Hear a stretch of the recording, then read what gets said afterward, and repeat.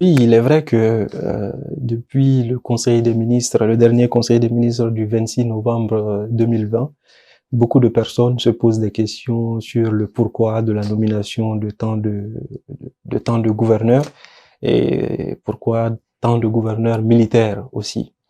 D'abord, sur la désignation des gouverneurs, il faut savoir en réalité que il ne s'agit pas par ces nominations de créer de nouvelles régions. Les gouverneurs ont été nommés pour occuper des postes qui existaient déjà et qui n'avaient pas encore été pourvus. En réalité, en 2012, en mars 2012 exactement, quelques jours avant le coup d'État, le 2 mars 2012 pour être plus précis, l'Assemblée nationale avait adopté une loi pour créer de nouvelles régions en République du Mali. On était à l'époque à 8 régions et avec cette nouvelle loi de 2012, du 2 mars 2012, le Mali est passé de 8 régions à 19 régions. Donc c'est par une loi adoptée sous ATT à l'époque que nous avons créé de nouvelles régions, à savoir 11 nouvelles régions qui sont venus s'ajouter aux 8 qui existaient à l'époque, donc 19 régions, plus le district de Bamako, ce qui fait 20 au total. Donc aujourd'hui, la République du Mali est divisée en 20 circonscriptions. 20 circonscriptions dont le district de Bamako et 19 régions. Et à la suite de cela, le décret d'application de cette loi n'avait pas été, les décrets d'application de cette loi n'avaient pas été adoptés et les différents gouverneurs n'ont pu être nommés sous ATT avant le coup d'État. Donc le coup d'État est venu freiner en réalité ce processus de régionalisation. Et pendant la transition de 2012-2013, le processus n'a pas été parachevé, il a même été abandonné, j'ai envie de dire, ce n'était pas la priorité de la transition. Et c'est une fois Ibrahim Boubacar Keïta arrivé au pouvoir en 2013 que le processus a été engagé de nouveau, à commencer par deux régions du Nord, à savoir Taoudéni et Ménaka, qui ont été les deux régions, les deux premières régions, les deux premières nouvelles régions à être rendues opérationnelles. Ibeka avait nommé à l'époque, j'en souvenais, le général Ould Meidou, gouverneur de Taoudéni, et le gouverneur de Ménaka a également été nommé. Donc, ce sont ces deux régions qui ont été rendues opérationnelles d'un point de vue administratif, puisque les gouverneurs ont été désignés, les circonscriptions, puisqu'à l'intérieur des régions, si l'on crée une région, il ne suffit pas de créer la région pour qu'elle soit considérée comme opérationnelle. Il faut aussi déterminer comment est-ce qu'à l'intérieur de la région, les cercles sont déterminés et comment est-ce qu'à l'intérieur des cercles, les arrondissements et les communes, éventuellement les villages sont déterminés. Donc il faut prévoir tout cela. Et cela n'a été fait qu'à l'endroit qu'en ce qui concerne, je vais dire, Taoudéni et Ménaka. Et depuis, bon, le processus de régionalisation s'était arrêté. Et c'est une demande, il faut le signaler aussi, c'est une demande de l'accord de paix et de réconciliation issu du processus d'Alger. Le système de régionalisation qui est issu de cet accord, qui est prévu dans cet accord, veut que les régions soient désormais administrées par des autorités élues au suffrage universel direct. Mais ça, c'est un autre sujet. Mais toujours est-il que c'est la nomination du gouverneur qui amorce la mise en place des services publics régionaux pour rendre les régions opérationnelles.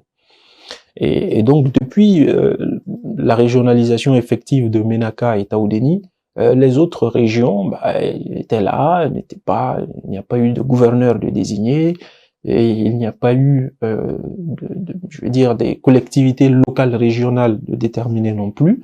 Donc, le processus, en réalité, était en stand-by. Le processus était en stand-by. Jusqu'en 2018.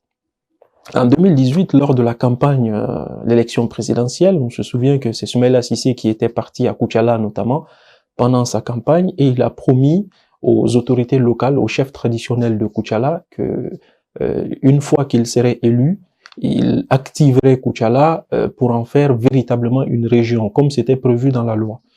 Et quelques jours après Soumaïla Cissé, pendant la même campagne, Ibrahim Boubacar Keïta est arrivé à Koutiala, dans le cadre de sa campagne aussi. Il a promis que lui n'attendrait pas d'être réélu pour activer la régionalisation de Koutiala, que dès qu'il quittera Sikasso, pour aller à Bamako, il nommerait le gouverneur de Koutiala pour que la régionalisation de cette entité soit effective. Et effectivement, le 27 juillet 2018, le président Ibrahim Boubacar Keïta a adopté un décret portant nomination des gouverneurs de 4 régions. Il s'agit de Koutiala, de Nioro, de Douila et de Bougouni.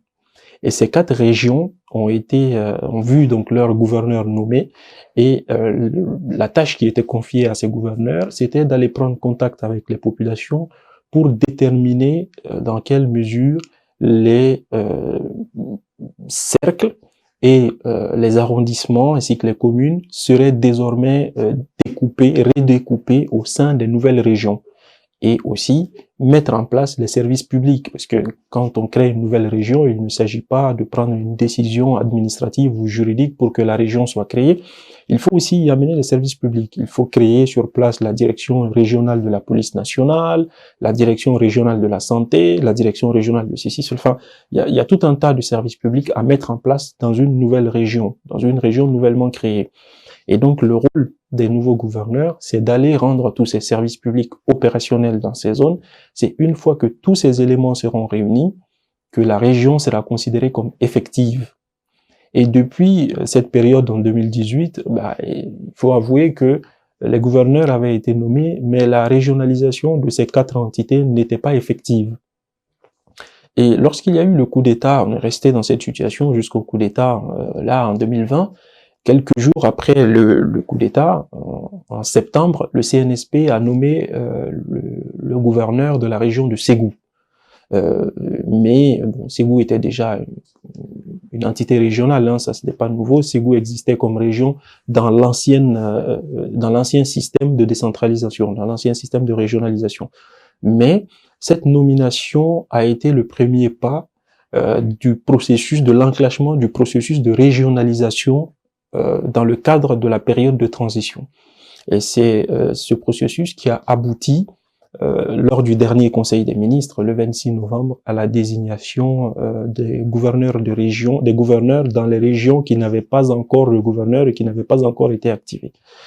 Donc les nominations qui ont été faites en réalité, donc c'est pour occuper des postes qui avaient été créés depuis 2012 et qui à aucun moment n'avaient été pourvus ou avaient été pourvus, mais les services publics n'avaient pas pu être mis en place. Donc l'objectif aujourd'hui, c'est de mettre en œuvre cette régionalisation. C'est aussi un impératif, comme je l'avais dit, issu de l'accord de paix que nous avons signé depuis le processus d'Alger.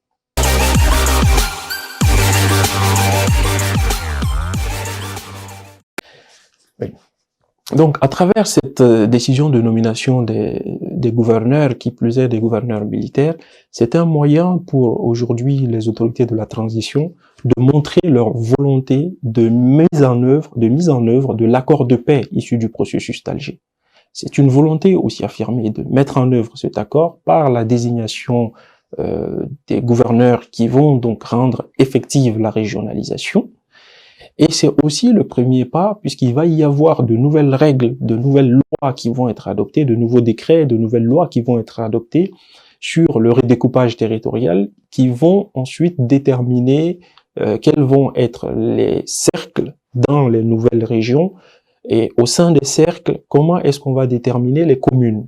Et c'est une question importante parce que à la fin de la transition, il va y avoir des élections législatives. Et les députés le nombre de députés est déterminé en fonction des cercles. Donc, plus il va y avoir de cercles, plus il pourrait y avoir de députés. Il pourrait, bien évidemment, ce n'est pas absolu, mais plus il y aura de cercles, plus il devrait y avoir de députés. Donc, c'est un enjeu important, à la fois d'organisation des élections générales à venir, mais c'est aussi un enjeu démocratique, puisque à la tête de ces régions, de ces conseils régionaux, puisque les régions seront gérées par des conseils qui eux-mêmes verront à leur tête un président de conseil régional élu au suffrage universel direct. C'est-à-dire que vous aurez par exemple le président de Bamako, le président du district de Bamako, le président de la région de Caille, le président de la région de Badjangara, etc. Puisque Badjangara, c'est la dernière région, donc la première Kaï et la dernière Badjangara. De Kaï jusqu'à Badjangara, en tout 19 régions, plus le district de Bamako 20, vous aurez à la tête de chacune de ces entités un président qui sera élu au suffrage universel direct dans sa circonscription. En plus du président de la République qui sera là à l'échelle nationale, donc il y aura des présidents de région à l'échelle donc régionale qui vont, avec la légitimité qui est la leur, disposer de forces de police, disposer de moyens d'exercer véritablement une démocratie locale. Alors ça a des avantages, mais ça peut aussi avoir des inconvénients. Donc pour un pays qui est en proie à un séparatisme récurrent, fréquent, il peut être risqué effectivement de permettre à des régions d'avoir une certaine autonomie. Ça fait peur, mais c'est aussi un défi démocratique, c'est aussi un défi de gouvernance et c'est aussi un défi de bonne gestion.